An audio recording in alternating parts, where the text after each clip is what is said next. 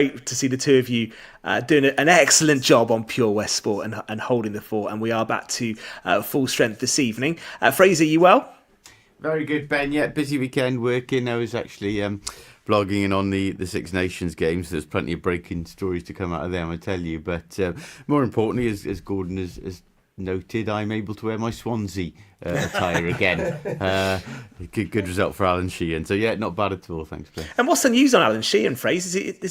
Is he getting the job till the end of the season, or is he a contender? It hasn't been decided yet. It's been quiet on that front in terms of a potential candidate, but he's doing a good job at the moment. But he said himself that they will review the situation, I think, after the Burnley Leeds game. But Burnley and Leeds games coming. Sorry, after the Burnley game before the international break. Then, but he hasn't divulged much whether he's on for it full time or not. And he did impress last time, didn't he, in interim charge? Actually, I just wonder whether if he keeps up a decent run of results, he does get the job till the end of the season, buys them a bit more time. And of course, the former Swansea manager, who I once gave a rave review on this show, Michael Duff, parted company with another club last night, didn't he? He left Huddersfield.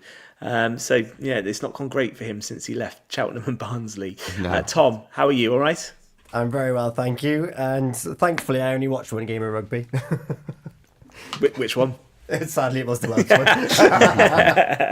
Okay. Well, listen, we're going to get into the Six Nations in part 2.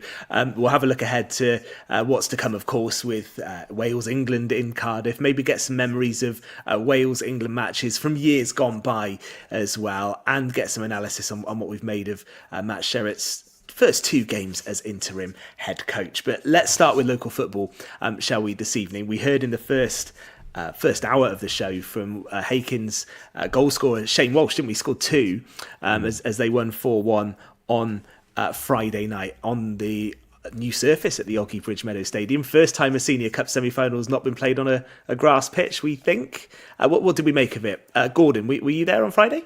Yes, I was there, and lo and behold, I had to change my footwear to take photographs. They wouldn't allow me on the pitch, which is quite right. So I donned my football boots, Ben, and went on the bridge, honestly. Okay. Yeah, I thought they would have allowed trainers or, something flat, but no, they were pretty strict. So they managed to find me a pair of boots, size 9s, and I was expecting Scott Davis to sign me there and then, but he didn't even ask me, so I know what the answer What's is. the thinking behind that then? What's the damage of trainers? Well, I just don't know, really. I didn't think it would damage the surface that badly. Yeah. But that's a rule they have in place. You have to abide by it. So I did actually have a genuine question. I was the only photographer there. Poor old Rod turned up, who you know, and they wouldn't let him on to take the pictures. Interesting. Yeah, I did see the pictures from the game, and I did think to myself that the players would probably have had to wear different boots. This is before I knew this story. Different boots to what they would usually wear playing on grass. So is it moulded that they use? I for think that it's surface? bladies and moulds that you can wear. I didn't have a look at the actual document, what they should be, but they definitely were checking players and officials to make sure that they had the correct footwear to don the Bridge Meadow. So it is different, but it costs a lot of money, that surface as well. You have to respect it. And I think that both teams, they thoroughly enjoyed the game out on the meadow. It looked pristine as well. Yeah, indeed. And actually on the pitch, it was a good performance by Hakin to go through. Gordon, were they well deserved of that? Yeah, they were. It was 1-1 at half-time. They had the better of the first half. Shane scored, I think it was about 33 minutes from the edge of the box. He hit a strike into the far corner. And Pennar didn't look like getting any goals at that point. They hadn't had a shot on target. And just before the break, they made Liam Phillips made a break down the left, crossed it into the box, in Hakin's box, and Ben Adams came in and he got in between the centre halves and placed it past Fawcett to make it 1-1. They probably didn't deserve to be 1-1 at half time, but it made for an interesting second half. And Hakin were much of the time on top, but fair play to Pennar. They dug deep without creating too many chances. That was the problem. They didn't really, Hakin were well contained. They didn't have any sort of nothing to really worry about. They got the second goal, and Ben Aldridge struck a terrific third with a 18-yard free kick. It might have been 20 yards. He hit the top corner. It was a hell of a shot. And Shane Walsh got his second about the 91st minute, I think it was. And that was it. And you spoke to Shane Walsh, Fraser, didn't you, in the first hour of the show, on good form with that brace to take Hakin through to the final, yeah?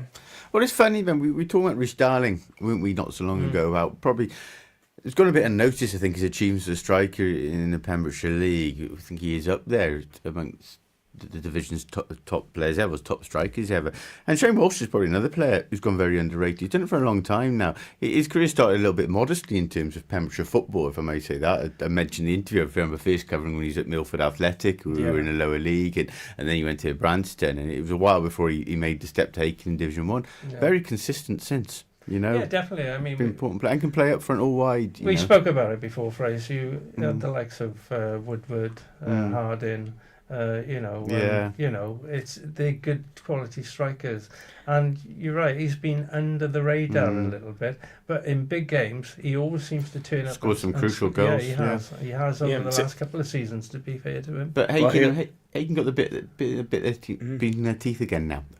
It looked like the season was almost teetering. Actually, they were expected to lose that Senior Cup game in Goodwick, and all eggs in the West Wales basket. Now they're looking at a cup double, so they've got some momentum back. Too late to challenge Goodwick for the title, but certainly both they'll be eyeing a cup double now. I managed to have you obviously interviewed Scott. I had a word with him at the weekend as well, and I was saying, it shows a lot of character to come back and win at Goodwick the way they did. And they're still on for the West Wales Cup as well. And if it all bodes well, they probably have St Joseph's, who knocked out Goodwick, and he's quietly confident that they'll turn them over quite comfortably. Interesting. And I think he said, well, if I don't believe it, good, the players won't. So you're right there, Scott. Fair. Good for him. Leading from the front. Standing in Hakin's way then in the Senior Cup will either be the holders, Clarbeston Road, or Milford United, and they play this Friday at the Oggy Bridge Meadow, 14th of March, the second Senior Cup semi-final, with the final on the 12th of April. So Clarbeston Road have got that know-how, Fraser, from winning it last season. Do you make them favourites going into that game? Yeah, I can't see past them, I'll be honest with you. Matt Fox, the Clarby boss, who spoke to him last week, didn't he? He did make the point that it's actually 1-1 in terms of league games with Milford United. So, there's every chance the Robins do have a chance. It's certainly not a foregone conclusion. Clarby are clear favourites, though, I will say that. And like you say, they do have more experience of that stage. We saw what they can do last year. They haven't had a consistent squad out this year. I guess every side in Pembrokeshire could probably say that. But I expect them to be full strength Friday, and expect them to have too much, to be honest.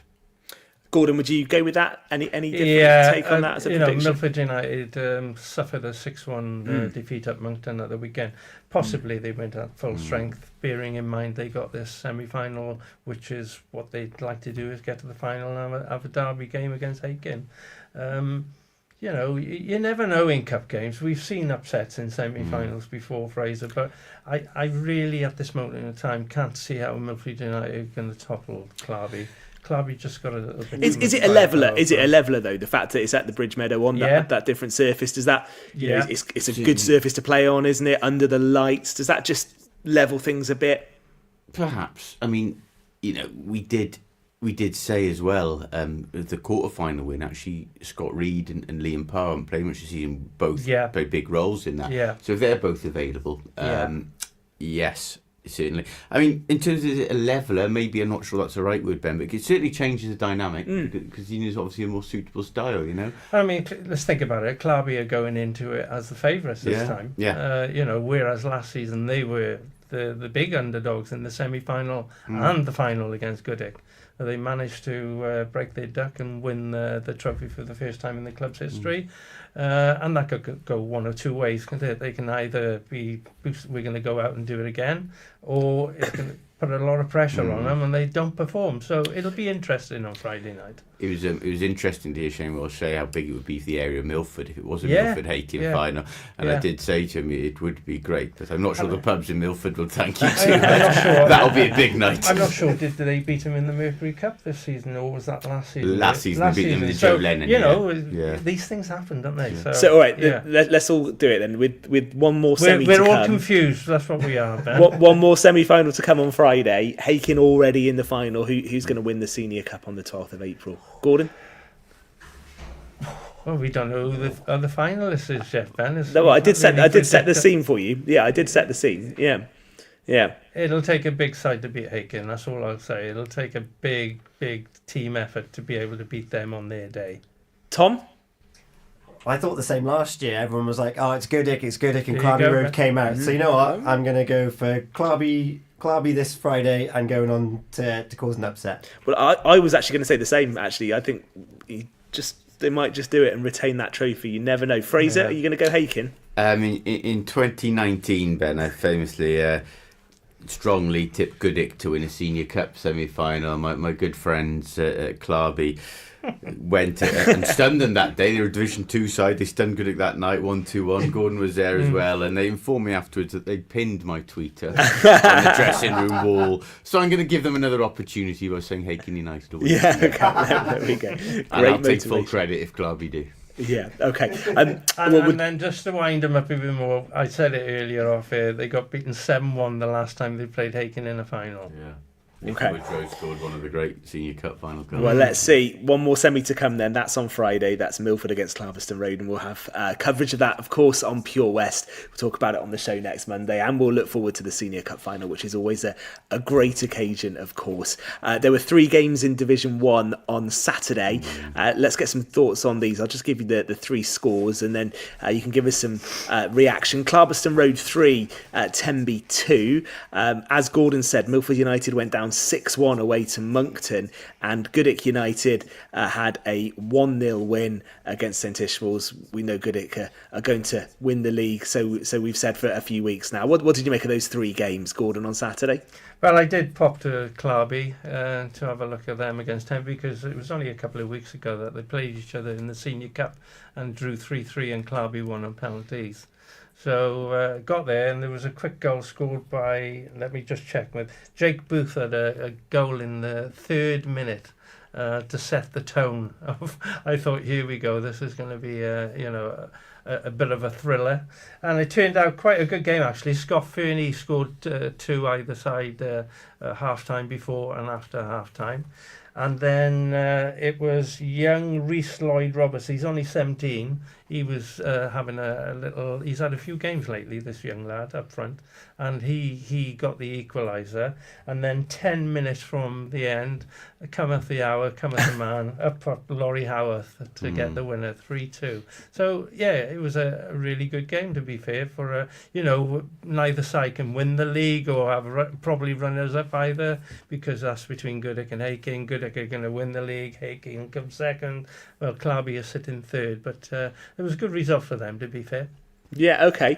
Just on that 6-1 defeat for Milford as well, Fraser, that's a bit of work to do there, isn't it, to lift yourselves after that for a semi-final? You can do that. It's a semi-final, obviously, but they wouldn't have wanted that, would they? There is that point once this weekend is out the way. Well, they'll either have a final to look forward to or not, but they got the very serious business of trying to stay up at the moment. And that late Nathan Green goal, I think it was for Goodwick against Tish. Tish are a decent side. I spoke to Chris Sullivan on Sunday, and he knew they'd be a handful. I actually watched them in Goodwick earlier in the year, so they were 1-0 up in that game, and then I think fitness took over. But Tish are battling. That was a battling performance Saturday. That point could have been massive. That late goal could have ramifications at both ends of the table. But at the moment, you look at it, they've both got 2 games left, level on points because of the goal difference. Milford have got to get something from somewhere. They could lose 2 games and they're down. At the moment, without going into the fixtures they've got, Tish look more likely to stay up. That's for sure.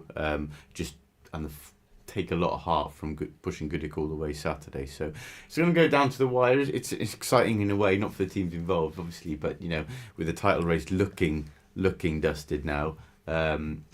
in terms of the league, it does make for an interesting finish. But I think it's probably advantage Tish at the moment, but that would have been a hammer blow from it. A point would have been a massive boost on Saturday. Definitely. Yeah. Okay. And it's looking like in Division 2, it's looking like Narberth and Fishguard are coming up, isn't it? As we get into that business end of the season. Fishguard first are and officially second. promoted. Confirmed. They're officially promoted. But going back to that, I just wanted to say this. In the Moncton game, Dylan Davis has been in exceptional form. He actually had a hat-trick in that game and 3 assists. Fair play. You can't do much more than that on a Saturday afternoon, can you? No, fair play. No, that's a great effort. And we'll just finish part 1. Just to mention for Haverfordwest, who had a really tough game on Saturday, actually. They were beaten 5-1 by TNS. And the general view was that this TNS side this season are just streets ahead at the moment. That was the view that seemed to come from the Haverfordwest camp, because the Bluebirds are in good form going into it. But TNS do look particularly strong, and their run in Europe as well has clearly boosted them. It's hard, isn't it, for the rest of the division to compete even more so at the moment. And we saw that on Saturday, didn't we, for Haverfordwest? It's always going to be difficult because they're a professional outfit. You know, I think that is the fact of the matter. I think Haverfordwest will be disappointed, actually. I don't think there'll be panic. It won't derail their season. I think they'll bounce back from it. But, you know, TNS are the benchmark. And they would have liked to. It is the ultimate fixture in that league, isn't it? TNS away, and they would have liked to have gone and competed, especially the form they've been in. To lose 5-1 will disappoint them a bit, but I think it's a bump in the road. I don't think it's going to derail what they've been doing. No. Yeah, Bala away this Saturday, isn't it, for the Haverfordwest, and they'll be looking to bounce back really from that Gordon, won't they? Oh, definitely. You know, as Fraser said, you know, Tony Pennock's side have played really well. It's the only game they've lost since the split, and it's no disgrace to lose to. I know the 5-1 sounds a bit of a hide-in, but they did leak an early goal, and things didn't quite go their way. But that's the quality that TNS have got, you know, and that's why they are where they are. And, you know, they're going to take some stopping, aren't they? Yeah. The thing that Haverfordwest, they've had a record-breaking season, to be fair to them. They just got to get their heads up, go to Bala, hopefully get a draw or a win. But the big game is the following Friday then, where they got Penny Bont at home. Yeah. You know, that will be a massive game. As long as they can get a draw at Bala, or possibly a win, and then hopefully take 3 points off Penny Bont, and then they'd be in second place. Yeah, which would be some finish, no doubt about that. Just a quick one to finish then on part 1, TNS. Where would they? They're full time, as you say, professional team. Where would they be in the English pyramid? Do you think would they hold their own in League 2? That TNS team? I don't think so. Do you really not? It's a different ball game again, Ben, isn't it? It's a different level. I don't think it'll be that easy if they went up. You got to remember, it was only a couple of years ago we were seeing Wrexham and Notts County battle for the National Conference. And the strength of their squads. No, I couldn't see them in the league. Interesting. They sold a player to Saudi Arabia this season, didn't they, TNS Yes, as well? they did. Yeah, which is some story, yeah.